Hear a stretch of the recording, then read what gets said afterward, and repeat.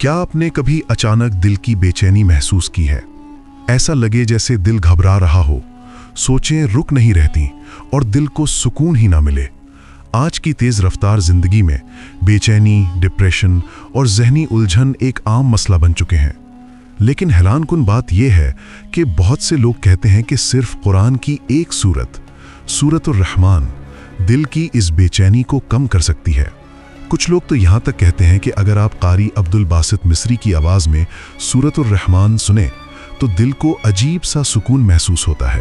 لیکن سوال یہ ہے، کیا واقعی ایسا ممکن ہے؟ کیا قرآن واقعی دل کے سکون کا ذریعہ ہے؟ آئیے اس حقیقت کو سمجھنے کی کوشش کرتے ہیں۔ قرآن صرف ایک کتاب نہیں، یہ اللہ تعالیٰ کا کلام ہے، اور اللہ تعالیٰ قرآن میں فرماتے ہیں الا بذکر اللہ تطمئن القلوب، یعنی خبردار، اللہ کے ذکر سے ہی دلوں کو سکون ملتا ہے۔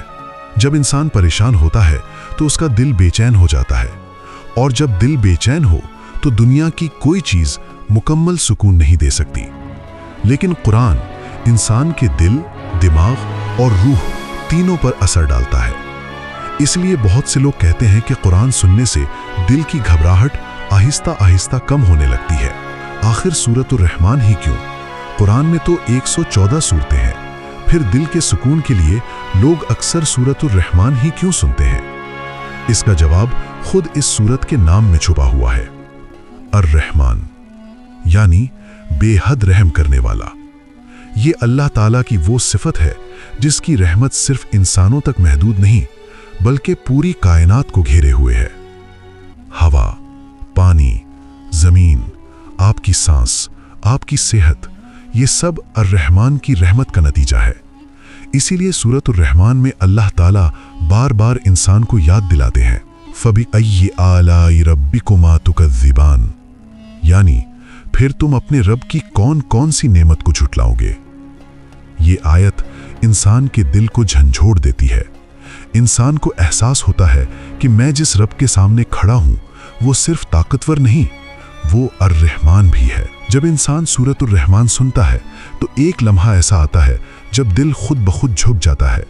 انسان اپنے رب کے سامنے اپنے آپ کو پیش کرتا ہے اور دل سے ایک بات نکلتی ہے، لا حول ولا قوت الا باللہ، یعنی کوئی طاقت نہیں اور کوئی قوت نہیں مگر اللہ کے سوا۔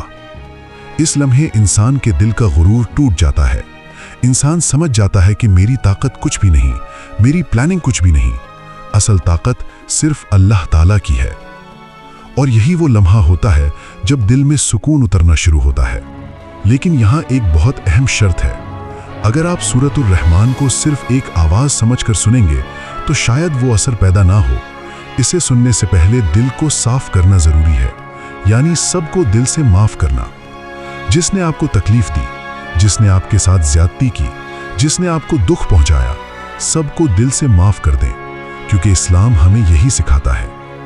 قرآن میں اللہ تعالیٰ فرماتے ہیں جو معاف کر دے اور اصلاح کرے اس کا اجر اللہ کے ذمے ہے۔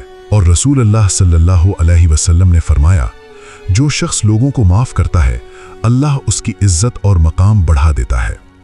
جب دل میں نفرت ختم ہوتی ہے تو دل ہلکا ہو جاتا ہے، اور یہی ہلکا دل اللہ کے کلام کو زیادہ گہرائی سے محسوس کرتا ہے۔ سورت الرحمن سننے کا طریقہ۔ اگر آپ واقعی دل کی بے چینی کم کرنا چاہتے ہیں تو ایک سادہ سا روحانی طریقہ آزما سکتے ہیں۔ سب سے پہلے ایک پرسکون جگہ پر بیٹھ جائیں، اپنے سامنے آدھا گلاس پانی رکھ لیں۔ اب آنکھیں بند کریں اور پوری توجہ کے ساتھ سورت الرحمن کی تلاوت سنیں۔ کوشش کریں کہ دل میں صرف ایک ہی خیال ہو، میں اپنے رب کے سامنے حاضر ہوں۔ سورت الرحمن سننے کے بعد جب تلاوت مکمل ہو جائے تو چند لمحے آنکھیں بند رکھیں اور پھر نرمی سے پیار کے ساتھ 3 مرتبہ کہیں اللہ اللہ اللہ، اور اس کے بعد وہ پانی پی لیں۔ یہ عمل کب کرنا ہے؟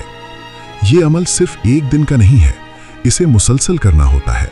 صبح، دوپہر اور شام دن میں 3 مرتبہ سورت الرحمن سنیں اور یہ عمل کریں 7 دن تک مسلسل۔ اس کے پیچھے راز کیا ہے؟ جب انسان قرآن سنتا ہے، دل کو صاف کرتا ہے اور اللہ پر مکمل بھروسہ کرتا ہے تو اس کے دل میں توکل پیدا ہوتا ہے، यानी ये यकीन कि जो भी होगा अल्लाह की मर्जी से होगा। और यही यकीन इंसान के दिल की बेचैनी को आहिस्ता आहिस्ता ख़त्म कर देता है।